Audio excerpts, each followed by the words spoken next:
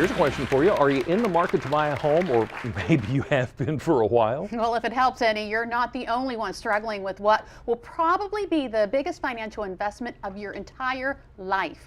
According to the National Association of Realtors, more than half of buyers surveyed said finding the right home was the most difficult step in the entire process. The typical buyer viewed 10 different homes over a 3-month period. Over half of the buyers said what they needed most from their agent was help to find the right home.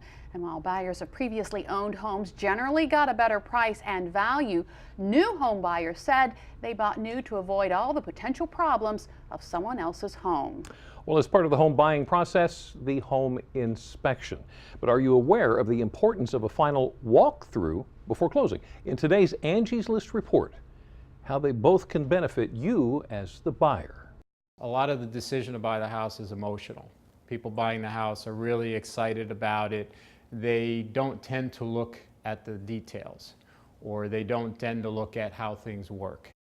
When buying a house, the home inspection is one of the most important things you're going to do, because that's a chance to bring a professional in to assess the condition of the house.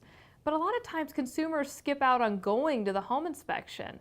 And what they then miss out on is really learning about their home and seeing firsthand any problem areas. An inspector will look at the structure of the home, the roof, the heating, the cooling system, plumbing and electrical systems, and determine if the home needs repairs and if there are any health or safety concerns. Once the home inspection is complete, you're still not done. Your next step before closing is a final walkthrough with your real estate agent. A final walkthrough of the house you're buying might seem really simple, but a lot of time it's overlooked.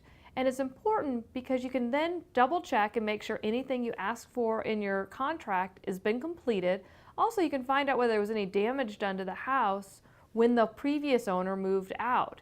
It doesn't take a lot of time and it's really simple, but it can save you some headaches. During the walkthrough, you'll go room by room with your real estate agent to make sure that agreed upon repairs have been made and that the home's condition hasn't changed since your last visit. You'll run through a checklist of sorts, testing appliances to make sure they work, running water to check for leaks. If you discover any issues, talk to your real estate agent about your options. Certainly, if a defect is so great that the buyer does not want to purchase the home, there are rights. In most states, there's a sales disclosure process that the seller must commit to having the home in the same or better condition as when everyone signed that disclosure in the first place. That's usually signed at the time of contract. Angie also says the walkthrough is oftentimes scheduled on the same day as closing, but that can be scheduled the day before as well. Now, as far as the inspection is concerned, Angie says there's a few other things that you need to keep in mind. A home inspection is primarily intended to protect the prospective buyer from purchasing a home with structural defects and other major problems. A home inspection is highly recommended, but it's not required. The inspection usually costs a few $100s depending on the size of the home. And remember, an inspection is not a warranty. There's no guarantee that it's going to find all the problems with the property. And of course, depending on the size of the home, the entire process can take anywhere from 3 to 4 hours. Well, the home inspection and walkthrough are just parts of the process when it comes to buying a home. Up next on Delmarva Life, we'll take you through the rest of the closing process, from how long it takes to what you need to bring to the table. And a little later on, a new use for old jewelry. We're going to show you how you can turn your gems, diamonds, and other family heirlooms into new pieces again. But first, we have teamed up with Sussex County Federal Credit Union to help you make better sense of your money. Here's this week's tip. On behalf of Sussex County Federal Credit Union, I'm Lindsay Coverdale with this week's Dollars and Cents tip. With daylight savings time in place, have you ever pondered if springing the time ahead can actually save money? The obvious answer would imply that savings can be achieved with the daylight savings time change, as we have longer and warmer days, resulting in more natural sunlight to reduce the use of electricity for lights and heat. However, spring may also be the perfect time to provide additional money-saving opportunities utilizing the convenience of online and mobile banking. To begin with, simplify the bill-paying process by automating your payments. Not only will you reduce the possibility of incurring any late fees, you'll also avoid the expense of stamps.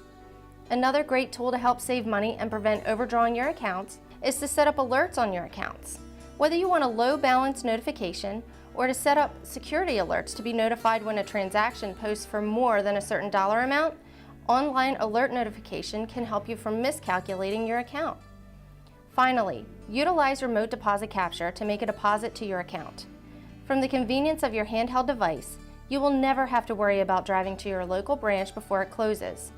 Simply snap a picture of your check and have it automatically deposited to your account without taking any time away from your kid's soccer game or a fun-filled day at the beach.